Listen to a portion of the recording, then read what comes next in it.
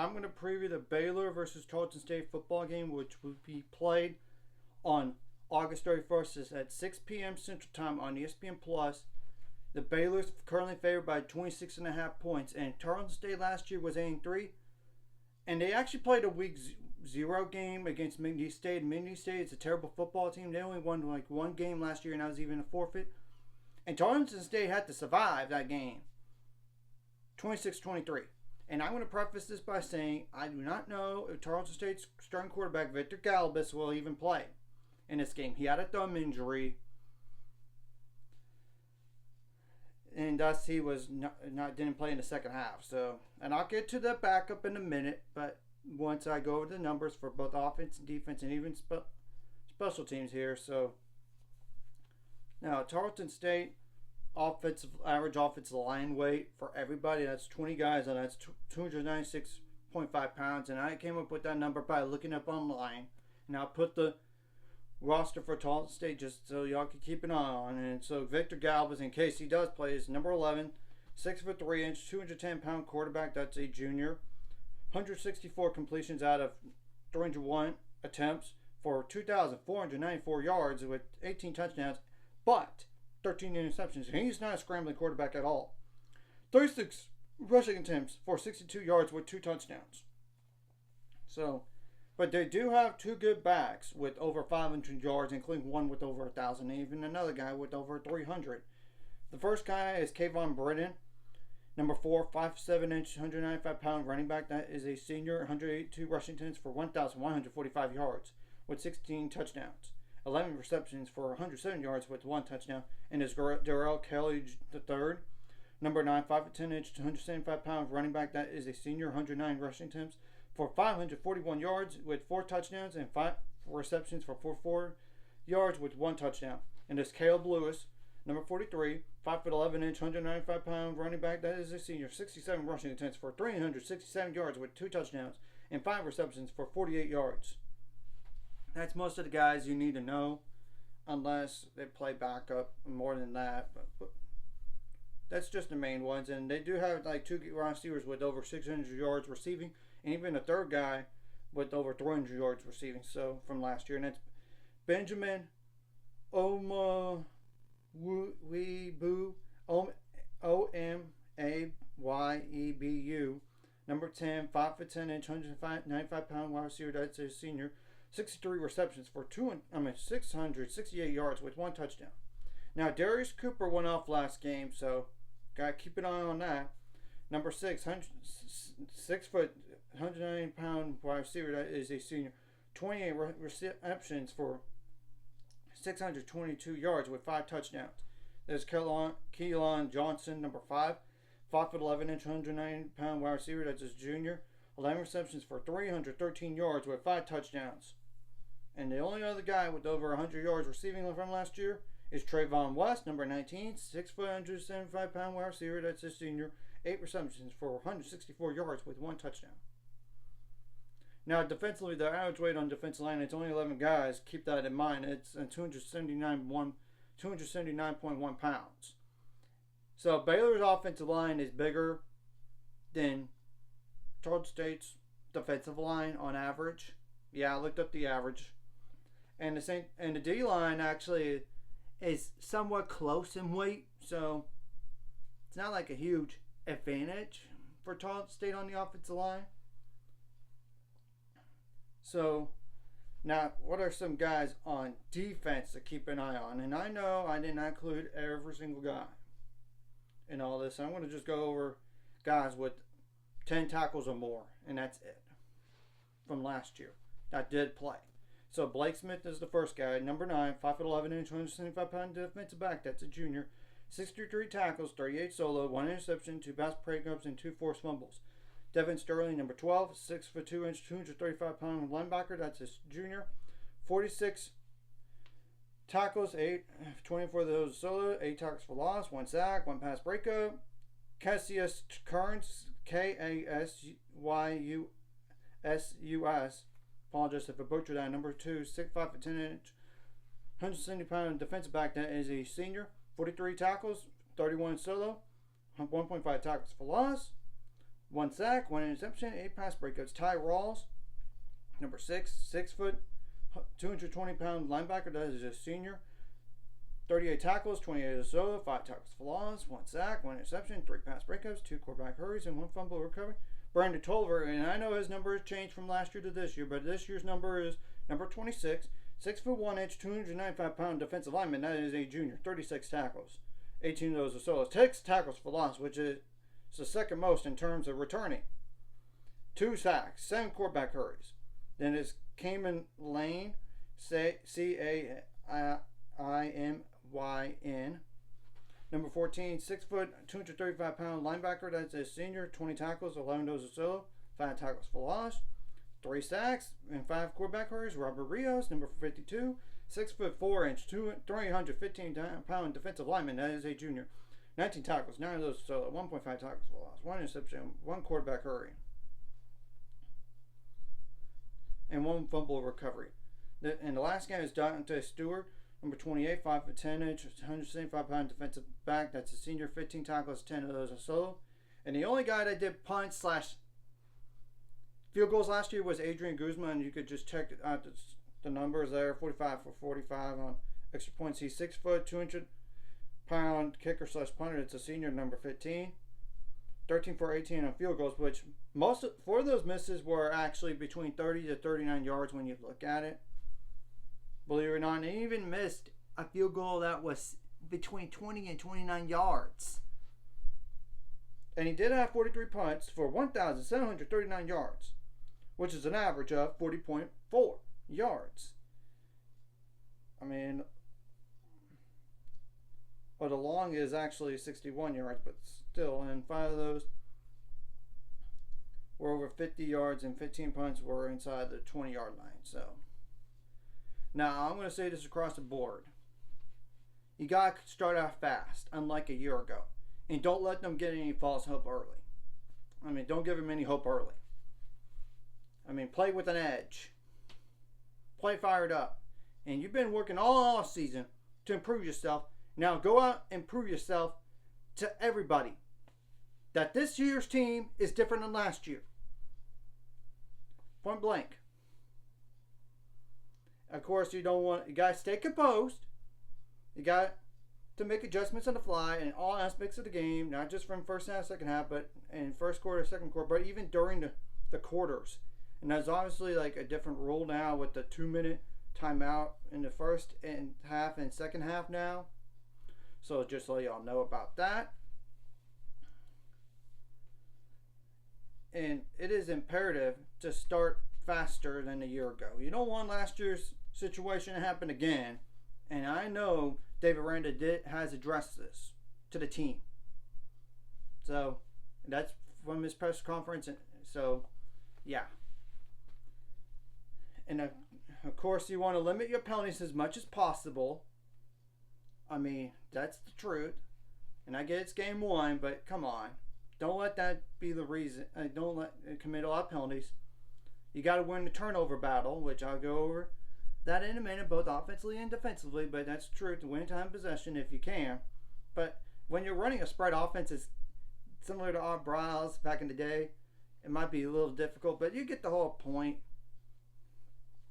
And the only reason why Tarleton State won that football game against Michigan State was a few reasons.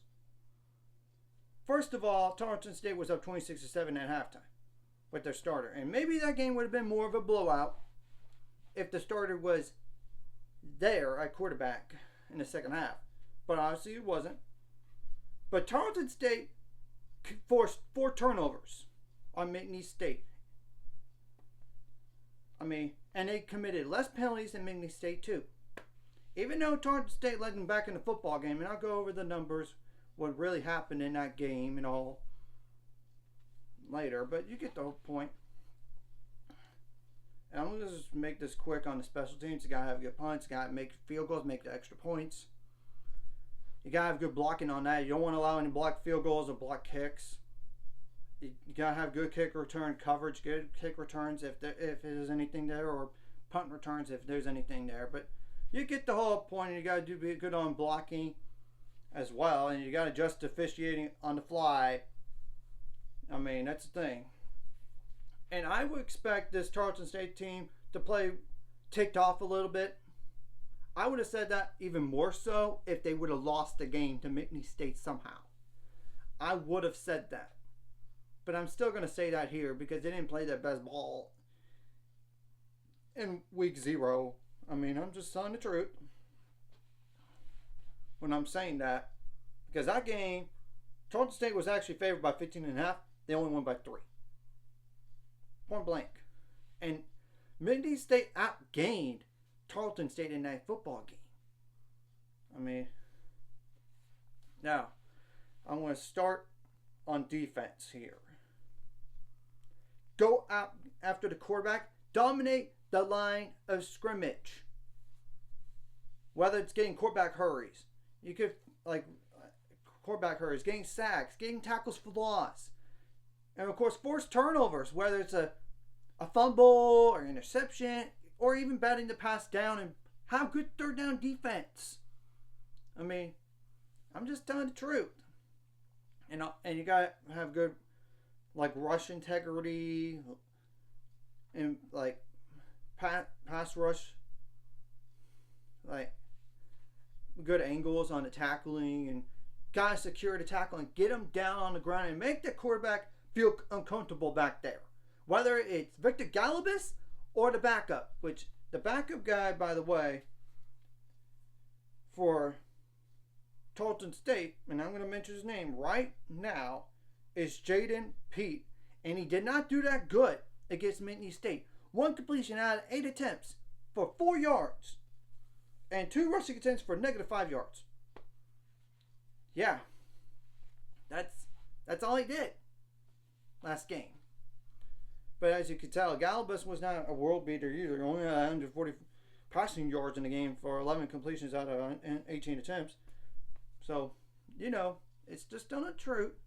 You got to obviously do a good job against the wide receivers and don't let anything happen above your head and allow chunk plays, whether it's on the ground or through the air. I mean, that's the thing. And got to shut down Darius Cooper. He really went off last game for 6 receptions for 85 yards. I know he didn't have a touchdown, but that's besides the point. But Kayvon Brennan had 25 rushing attempts for 164 yards. So, yeah. You got to clog the lanes. Play with an edge. Don't allow anything wide open gaps in this game. So, yeah, and now I'm going to say this about the Baylor offense here. You got an opportunity to run all over this team. I'm serious. Because look at the numbers. McNeese State had 46 rushing attempts for 200 yards with 1 touchdown. And obviously, they committed way too many mistakes to win that football game. They had 3 fumbles. They had an interception. They committed more penalties than Tarleton State. And they were right there to beating Tarleton State or even forcing overtime. But they missed a field goal. I mean, right around 10 seconds left, they missed a field goal. It's like, wow. If that McNeese State would have got that field goal, who knows what would have happened, especially against the back quarterback and all this. And most of those all those turnovers came in the first half, and they scored 16 points right off of those. Commit one less turnover that allowed points. McNeese State at least forces overtime, or even flat out wins the football game. I mean, you got to take care of the ball, unlike McNeese State. That's the only reason why Tarleton State really won that football game, let's be honest, besides the penalties and the missing the field goal. And they just built up too big of a lead to let up, though it was very, very close. I mean, and you could obviously, they gave up 245 passing yards too. So, yeah, they didn't play that great, and I expect them to play a little bit better, but I don't know how much. I mean, they tried to play better because they were outgained in that football game, and they got outgained in the second half mostly when you look at the numbers.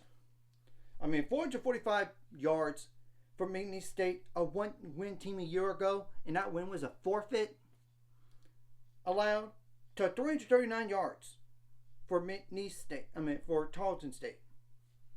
See the difference? I mean, that's the thing.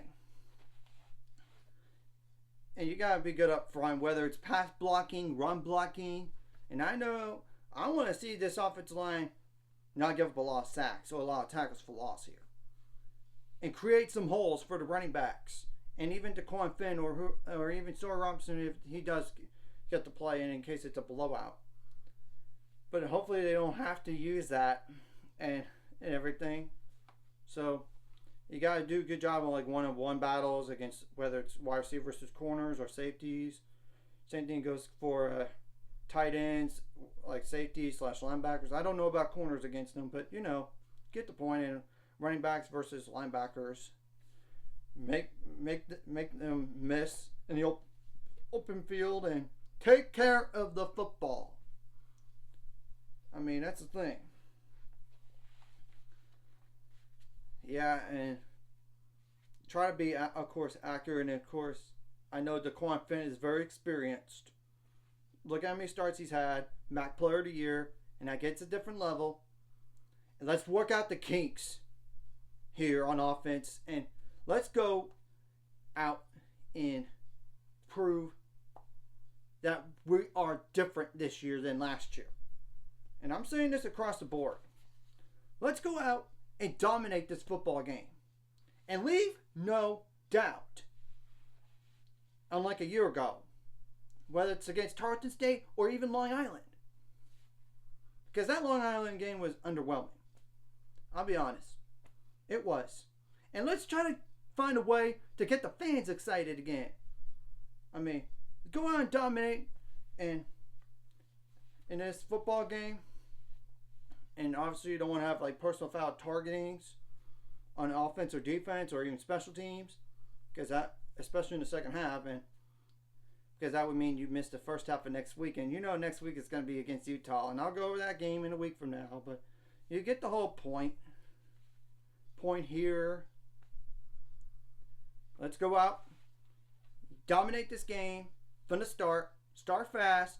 Don't let them get any confidence. And keep them on the ground. Make them uncomfortable in all aspects of the game. Go do that. Because if you could just find a way to dominate this football game, you could get your stars out by the fourth quarter. Especially when next week is going to be a tougher game.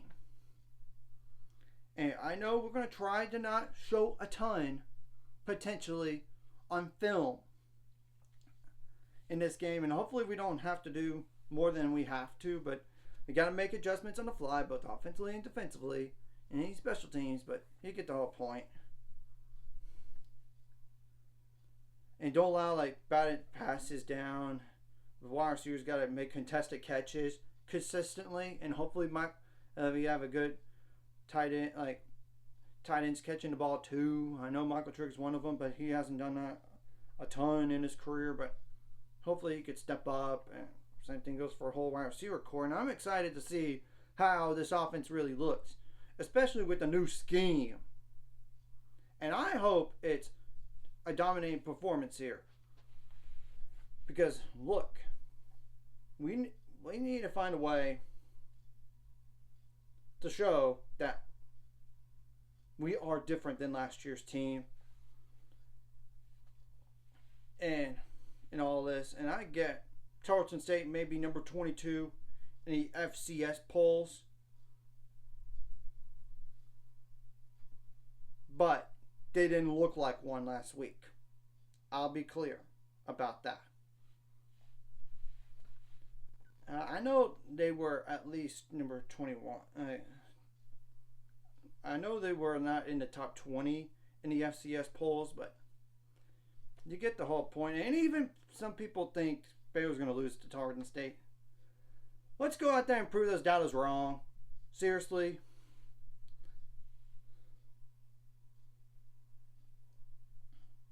Yeah, Tarleton State is number 21, actually. Believe it. Just let y'all know. On the FCS.